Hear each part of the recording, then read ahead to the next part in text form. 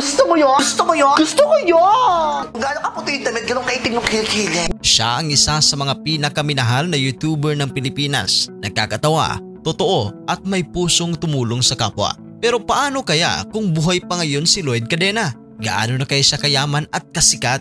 Kaya sa video na ito, babalikan natin ang tunay na pagkatao ni Lloyd Cadena, ang kwento ng kanyang pagsikat, kabutihan at kung ano ang posibleng buhay niya ngayon kung hindi siya nawala. Si Lloyd Cafe Cadena, o mas kilala bilang Quen LC, ay pinanganak noong September 22, 1993 sa Parañaque. Lumaki siya sa simpleng pamilya, may mga magulang na OFW at nag-aral sa Kolehiyo de San Juan de Letran kung saan siya nagtapos ng Financial Management. Bata pa lang mahilig na siyang magpatawa at gumawa ng video. At noong 2011, sinimulan niya ang kanyang YouTube channel. Sa una, katuwaan lang, mga parody at funny skits. Pero di nagtagal, sumikat siya dahil sa kanyang natural na karisma at kabutihang loob. Sa paglipas ng mga taon, naging isa siya sa mga pioneer ng YouTube sa Pilipinas. Mayroon siyang higit 5.8 million subscribers, daan-daang viral videos at mga segment tulad ng LC Learns at Cooking with LC. Ngunit hindi lang siya basta vlogger, radio DJ din siya sa 90.7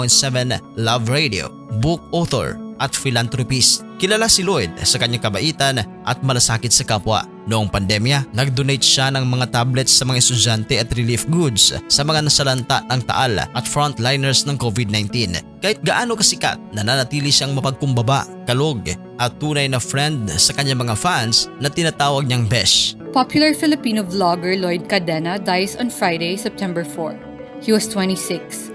Pero noong September 4, 2020, pumanaw siya dahil sa cardiac arrest dulot ng komplikasyon sa COVID-19. Isang napakalungkot na araw para sa mga Pilipino, lalo na sa mga lumaki sa kanyang mga vlog. Ngayon, isipin natin, paano kung buhay pa si Lloyd Cadena? Malamang sa malamang, isa na siya sa mga pinakamayamang YouTuber sa bansa. May sariling production company o clothing line at mga endorsements. Baka siya rin ang mentor ng mga bagong vloggers ngayon at mas lalo pang lumawak ang mga charity program na kanyang sinimulan. Sa kasalukuyang panahon ng content creation, siguradong si Lloyd ay nasa top tier influencers, hindi lang dahil sa views, kundi dahil sa kanyang kabutihan at authenticity. Kung buhay pa si Lloyd Cadena, siguradong isa siya sa mga pinakamayamang YouTuber sa bansa ngayon. Kasi bago pa man pumutok ang vlogging scene, established na ang kanyang pangalan. Kung titignan naman natin ang mga kasabayan niya, si Kong TV ngayon ay mayroon ng brand endorsements, sariling bahay at studio at tinatayang kumikita ng milyon-milyon sa social media vlogs at kanyang mga endorsements. Si Alex Gonzaga, bukod sa YouTube ads, may brand deals, TV projects at product endorsements na umabot sa 10 to 20 million kada buwan.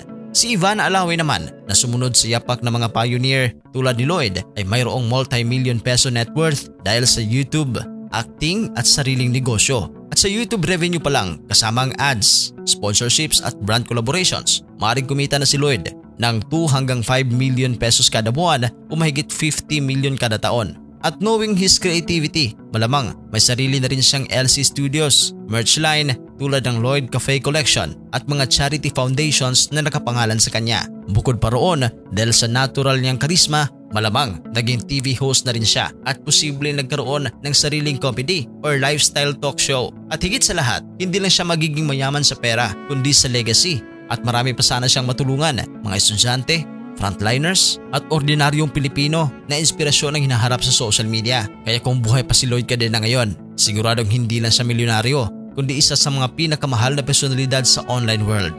Hindi lang dahil sa pera kundi sa tawa, tulong at inspirasyon na patuloy niyang ibinigay sa lahat. Lloyd Cadena may began too soon pero ang kanyang tawanan, kabutihan at inspirasyon buhay pa rin sa puso ng milyon-milyong Pilipino.